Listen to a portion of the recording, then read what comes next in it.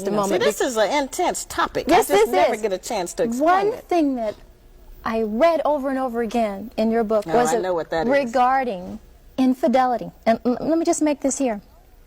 You say in your book, there is no history of the black man settling down with one woman and never desiring to have another, before slavery, during slavery, or after slavery. The black man has never been recorded to have just one woman.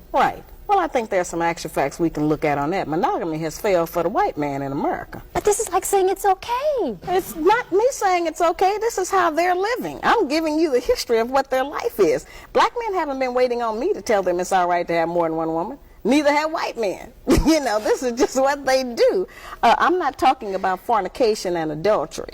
I'm not talking about one-night stands and running around rampant with other women. That's not the kinds of, when I say more than one woman relationship. I mean that before we came to America, our men had more than one wife and family. And we were satisfied with it because we had not met the monogamy idea. We had not met the American white woman who, you know, insists on certain kinds of values in her man. We had not learned envy and jealousy. All right, after coming here, those kinds of ideas were bred into us because of society and the mores that the Americans made up here, and so then we started to have problems with that. But I think that since it is apparent that most of them, not all of them, it's certainly up to the man, do love more than one woman. I got tons of mail.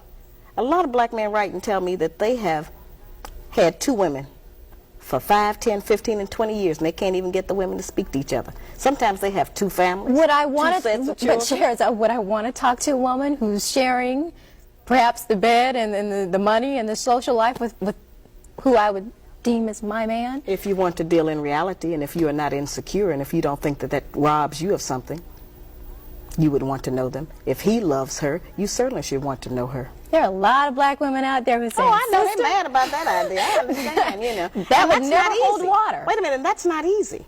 And that's a frightening thought to most of us. And I don't like that. I'm not for that. I'm in agreement with everybody else. Our men ought to just have one woman. But that is not the reality. I'm trying to get us to deal with some reality for a change. Stop dealing with fantasy. Stop dealing with television. Stop dealing with imagination of how we wish things were. Let's deal with them how they are, what it is, present tense.